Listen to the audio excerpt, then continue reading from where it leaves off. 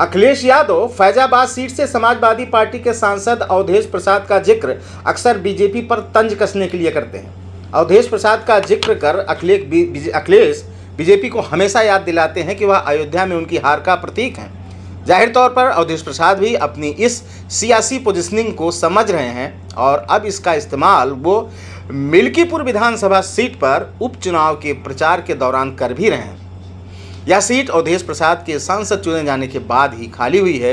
इस बीच सपा सांसद अवधेश प्रसाद ने मिल्कीपुर उपचुनाव को लेकर एक बड़ा बयान दिया है। उन्होंने कहा है कि जितनी बार सीएम योगी आदित्यनाथ मिल्कीपुर सीट का दौरा करेंगे उतनी बार 1000 वोट भाजपा के कम हो जाएंगे और सपा के बढ़ेंगे। उन्होंने यहाँ तक कहा कि अगर मिल्कीपुर में बीजेपी जमानत बचा ले गई तो यह अजूबा ही होगा। असल में सीएम योगी ने भी मिल्कीपुर चुनाव को अपनी प्रतिष्ठा का विषय बना रखा है। सीएम लगातार मिल्कीपुर का दौरा कर रहे हैं। अब इस चुनाव को लेकर अवधेश प्रसाद भी एक्शन मोड में नजर आ रहे हैं। आपको बता दें कि मिल्कीपुर विधानसभा से अवधेश प्रसाद विधायक थे। समाजवादी पार्टी ने उनको फैजाबाद लोकसभा सीट से टिकट दिया और उन्होंने अप्रत्याशित रूप से भाजपा प्रत्याशी लल्लू सिंह को हरा दिया। इसके बाद संसद में वह राहुल गांधी और अखिलेश यादव के साथ आगे की पंक्ति में बैठे दिखाई दिए। अखिलेश यादव ने तो उनको अयोध्या का राजा तक बता दिया था। अवधेश प्रसाद ने उपचुनाव प्रचार के दौरान कहा कि मिल्कीपुर विधानसभा चुनाव के दौरान भी यूपी के मुख्यमंत्री योगी आदित्यनाथ प्रचार करने आए थे। लोकसभा चुनाव में भी उन्होंने प्रचार किया था, लेकिन वह जीत नहीं दिला सके।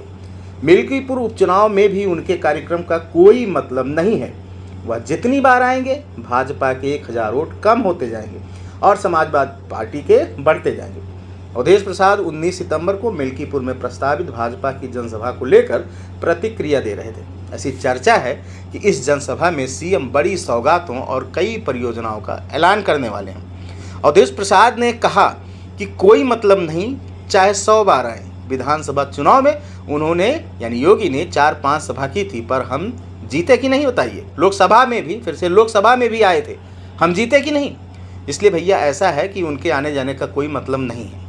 आपको बता दें कि मिल्कीपुर उपचुनाव में समाजवादी पार्टी की तरफ से अवधेश प्रसाद के पुत्र अजीत प्रसाद को ही विधानसभा का टिकट मिलने की संभावना है।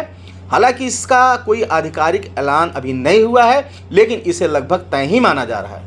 बीजेपी की सक्रियता के बीच अवधेश प्रसाद ने दावा किया कि अगर भारतीय जनता पार्टी अपनी जमानत बचा लेगी तो दुनिया में एक अजूबा इसे भी मानना। अनाज टीवी यूपी देखने के लिए शुक्रिया। अगर आप इस वीडियो को YouTube पर देख रहे हैं तो चैनल को सब्सक्राइब करें और बेल आइकन दबाना ना भूलें। अगर Facebook पर देख रहे हैं तो चैनल को लाइक करें।